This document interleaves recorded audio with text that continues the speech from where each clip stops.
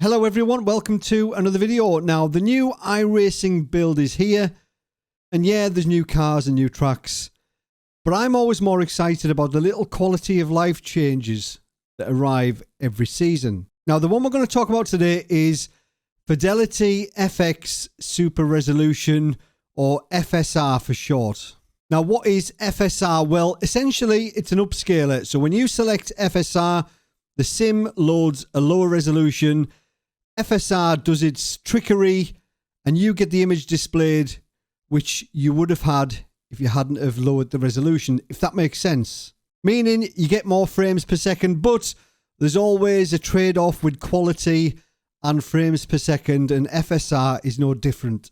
So this video has took me absolutely forever to make because I've done some benchmarks on my system here and on the system over there.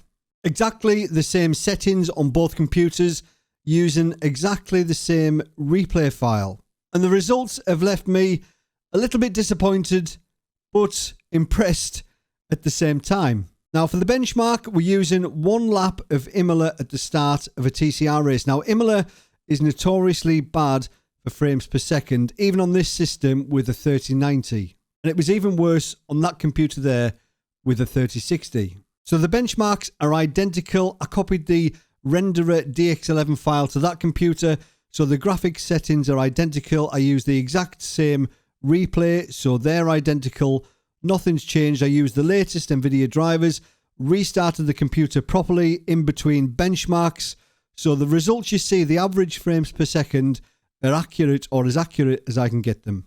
So firstly, how do you enable FSR? Firstly, you need to enable anti-aliasing down in the bottom right there. So you select either FXAA or SMAA. I choose FXAA. When you do that, you can then choose the resolution scaling, ultra quality, balanced, or performance. Now, one thing, if you, for example, if you're on ultra and you wanted to try quality, make the change. You then need to exit the sim and restart. So now you know where FSR is located. I'm going to show you a short video now showing you all the different quality presets, and I've deliberately put a transition in between them all, so it's really hard to see when it changes from one to the other. But as I mentioned, there's always a trade-off with frames per second and quality, and when you compare no FSR to FSR performance, there is quite a big difference in the image that you see. So enough talking. Let's get on with it and I'll show you the numbers. So as you can see in the top left, this is no FSR. This is native resolution. Then we've got ultra. Then down to quality. Then down to balanced. And then finally down to performance. Now I'll just exaggerate this now. So we've got no FSR now, then straight down to performance. And straight back up to no FSR, and then right back down to performance. So for us to have a proper look, we need to stop the video and zoom in to have a look at the differences. Firstly, the biggest difference for me is the dashboard. So if we look at the dashboard, it's nicely shaded. This is with no FSR. All's good, but then we'll go to performance mode. A bit grainy, the shadowing isn't as good. A little bit nasty. So now we're going to have a look at the car that we are following. So as you can see, the rear of the car, it's quite clear. You can read the logos on the back. You look at the gantry above the car, you can read the text on there. The green lights are nice and clear. Move that to performance mode. Different story. You can't really read the logos on the back of the car. The text on the gantry is now a bit blurry, and the green lights nowhere near as clear as they were. So now we're going to have a look at the road surface itself and the barrier. So road surface first of all. If you look to the left of the picture, just to the right of the car, there is a darker pit box there. You can see that. So this is with no FSR. Move that on to FSR performance mode, and you can see there's a definite reduction in the quality. You can't really make out the pit box that clearly. Same with the barrier on the right hand side. With no FSR, you can look at the line that runs across the bottom of the barrier. It's nice and straight, even though we are zoomed in. Move to FSR performance mode and you've got those jaggy edges. It all looks a little bit nasty. However, we'll stay in performance mode and we'll zoom out and it's not really visible. So let's talk numbers. That's probably what you all came here for. So firstly, I did some benchmarks on my main rig. This is the one that I use daily. So it's an Intel i9-10900K, 32 gigabytes DDR4 RAM and an RTX 3090. We are using the latest NVIDIA drivers. So without FSR, the average frames per second for this one lap benchmark was 107.9 frames per second. With FSR enabled with the ultra setting, it was 110.5. And then strangely, with the quality setting, it went down to 109.3.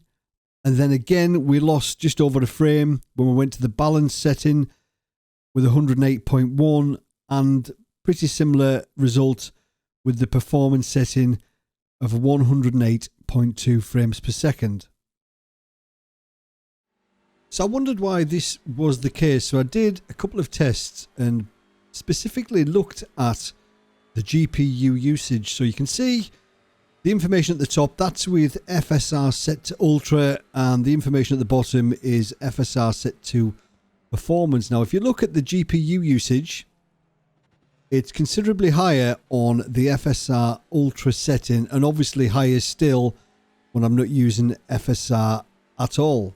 Now, these numbers are even higher because I was actually recording and obviously using the GPU to do my encoding. So when I wasn't recording, the GPU usage when I was in FSR performance would frequently drop into the 40s, the high 40%.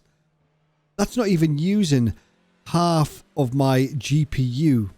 So obviously I'm limited by the CPU. If I did have a better CPU in, obviously that then lets the GPU stretch its legs a little bit more. But still, high 40s, low 50s GPU usage, not great really. So then I tried a few different simulators. ACC, well up in the 90s GPU usage. Same with AMS2. Similar story with Race Room and also R Factor 2, all using most of my GPU. So I'm fortunate enough to have another rig with another computer system, which is a bit more mid-range. So this one is an Intel i5-9400F, 16 gigabytes of RAM and an RTX 3060. So I copied the renderer DX11 file from my system to the other and the replay. So the tests were exactly the same, using exactly the same graphic settings and exactly the same one lap replay around Imola. So with no FSR enabled, we managed 50.9 frames per second. With FSR enabled on the ultra setting, we got 63.9. With the quality setting, another increase to 71.7. Then balanced, we got 75.2. And then lastly, performance, another increase up to 77.1. So that's 26.2 frames per second more by using FSR performance over the native resolution without using FSR. So that's the benchmarks done and the results in. I'm obviously bottlenecked here on the system that I have with the Intel 10900K and the 3090. The 3090 wants to stretch its legs a bit more, but the CPU and iRacing are saying, not today. On that computer over there, with the i5 and the 3060, different story. A 51.4% increase in frames per second. Although that's using the performance preset, and there is a definite reduction in the image quality. So I would maybe go to balanced or quality on that machine over there, and it still looks absolutely fine.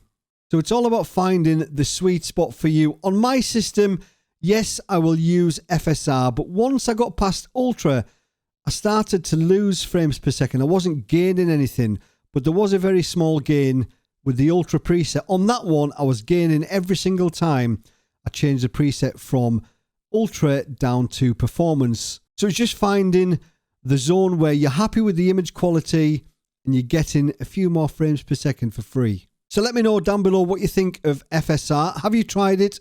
What were your gains? What preset did you choose? As always, thanks for watching. Have a good week. See you later. Cheers.